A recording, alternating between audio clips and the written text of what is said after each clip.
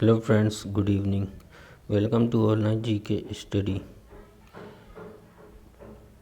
Daily current affairs MCQ 3 March 2022। Question number 1, the millennial bogie पुस्तक के लेखक कौन है? ए विपुल मेनन, बी अविनाश जैन, सी दीपम चटर्जी या डी इनमें से कोई नहीं। आंसर है सी दीपम चटर्जी। भारतीय सेना के पूर्व कप्तान दीपम चटर्जी ने अपनी नई पुस्तक the millennial Yogi a modern day parable about reclaiming one's life launch की। यह पुस्तक जयशंकर प्रसाद के बारे में बताती है, जो कि एक उद्यमी हैं। यह किताब रहस्यवाद और संगीत को मिलाती है, जो पाठकों को जागृति की यात्रा पर ले जाती है। इस पुस्तक को पेंगुइन रैंडम हाउस के द्वारा प्रकाशित किया गया है। क्वेश्चन नंबर 2, किस कंपनी के सह संस्थापक अश्नीर ग्रोवर ने अपने पद से इस्तीफा दिया? ए गूगल पे, बी पेटीएम, सी भारत पे या डी इनमें से कोई नहीं। आंसर है सी भारत पे। भारतीय फिनटेक कंपनी भारत पे के सह संस्थापक और प्रबंध निदेशक अश्नीर ग्रोवर ने अब भारत पे के बोर्ड के MD और निदेशक पद से इस्तीफा दिया। वही अश्नीर ग्रोवर के भारत पे में 1915 करोड़ रुपए के शेयर की हिस्सेदारी बनी रहेगी। भारत पे 2021 में यूनिकॉर्न बनने वाला 19वां भारतीय स्टार्टअप बना था। भारत पे की स्थापना वर्ष 2018 और मुख्यालय नई दिल्ली में स्थित है। क्वेश्चन नंबर 3, मुंबई के नए पुलिस आयुक्त के रूप में किसे नियुक्त किया गया? ए प्रवीण मेनन, बी संजय पांडे, सी विजया नेहरा या डी इनमें से कोई नहीं। आंसर है बी संजय पांडे। महाराष्ट्र राज्य सरकार ने संजय पांडे को मुंबई पुलिस का नया पुलिस कमिश्नर नियुक्त किया। वह मुंबई पुलिस के मौजूदा कमिश्नर हेमंत नगराले की जगह लेंगे, जिनका हाल ही में ट्रांसफ़र किया गया है। संजय पांडे के पास महाराष्ट्र के बीजेपी का पदभार भी संभाल चुके हैं। वहीं महाराष्ट्र राज्य सुरक्षा निगम के प्रबंध निदेशक भी रह चुके हैं। संजय पांडे 1986 बैच के IPS अधिकारी हैं, जिन्होंने IIT कानपुर से पढ़ाई की है। क्वेश्चन नंबर 4, किस राज्य के मुख्यमंत्री की आत्मकथा उंगलिल ओरुवन पुस्तक का विमोचन किया गया? ए उड़ीसा, बी बिहार, सी तमिलनाडु या डी इनमें से कोई नहीं। आंसर है सी तमिलनाडु। राहुल गांधी ने तमिलनाडु के मुख्यमंत्री MK स्टालिन की आत्मकथा उंगलिल ओरुवन का पहला खंड लॉन्च किया। इस पुस्तक से उनके 1976 तक के 23 वर्ष को याद करते हुए अपने स्कूल और कॉलेज के दिनों, किशोरावस्था, प्रारंभिक राजनीतिक योगदान, वैवाहिक जीवन और मीसा संघर्ष का पता लगता है। तमिलनाडु की राजधानी चेन्नई गवर्नर RN रवि और तमिलनाडु के वर्तमान मुख्यमंत्री MK स्टालिन हैं। क्वेश्चन नंबर 5, किस राज्य ने सड़क पर रहने वाले जानवरों के लिए भारत की पहली एम्बुलेंस सेवा शुरू की? ए आंध्र प्रदेश, बी उड़ीसा, सी तमिलनाडु या डी राजस्थान। आंसर है सी तमिलनाडु। तमिलनाडु राज्य ने सड़क पर रहने वाले जानवरों के लिए भारत की पहली एम्बुलेंस सेवा शुरू की। यह ambulance blue cross of India द्वारा अंतर्राष्ट्रीय पशु कल्याण संगठन 4PAW के सहयोग से शुरू की गई है, जिसका शुभारंभ न्यायमूर्ति डॉक्टर अनीता सुमन ने किया। यह एम्बुलेंस आवारा पशु देखभाल कार्यक्रम, घायल और बीमार सड़क जानवरों को साइट पर उपचार प्रदान करने के लिए ऑनबोर्ड पशु चिकित्सक के साथ हॉस्पिटल और व्हीकल से लैस होगी।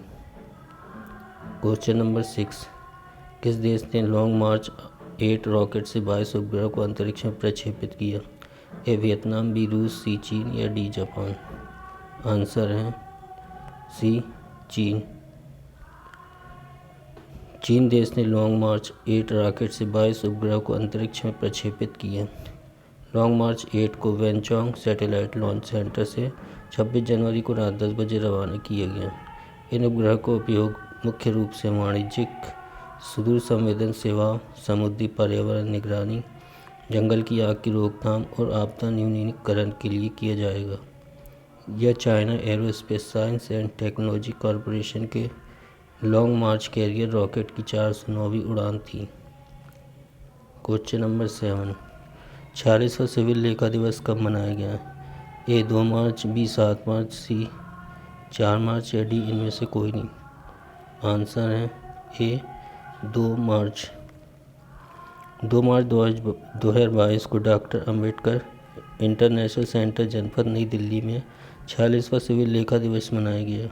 शुरुआती दौर में ICAS को C&AG कर्तव्य शक्ति और सेवा की शर्त संशोधन अधिनियम 1976 में संशोधन करने वाले एक अध्यादेश की घोषणा के माध्यम से भारतीय लेखा परीक्षा और लेखा सेवा IAS से अलग किया गया था, जिसके बाद में संघ खातों का विभागीकरण कार्मिक स्थानांतरण अधिनियम 1976 अधिनियमित किया गया और 1 मार्च 1976 को लागू हुआ।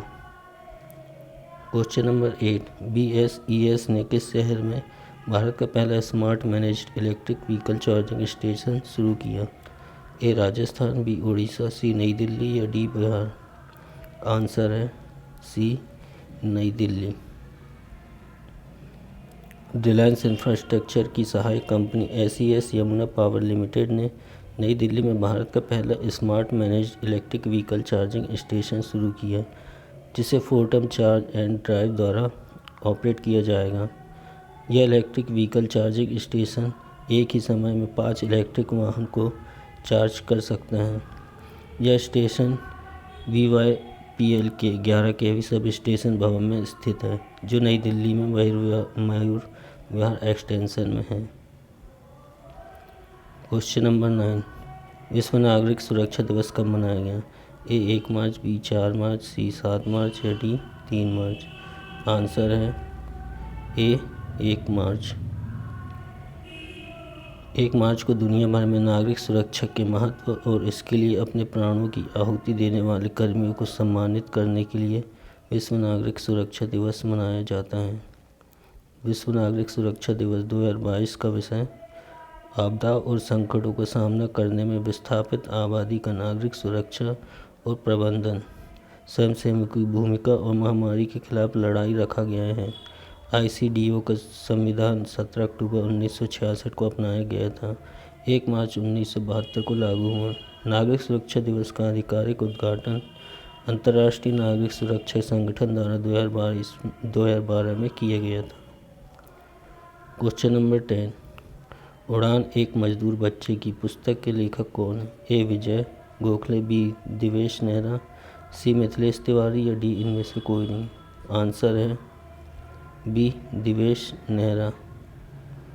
भजन सम्राट अनूप जलोटा ने मुंबई में P club education private limited द्वारा आयोजित कार्यक्रम के दौरान लेखक मिथिलेश तिवारी की पुस्तक उड़ान एक मजदूर बच्चे की लॉन्च की। यह पुस्तक कैप्टन AD मानेक की जीवन की यात्रा के बारे में प्रकाश डालती है, जिसमें उनके कैरियर ग्राफ में शून्य से शिखर तक के सफ़र को दर्शाया गया है।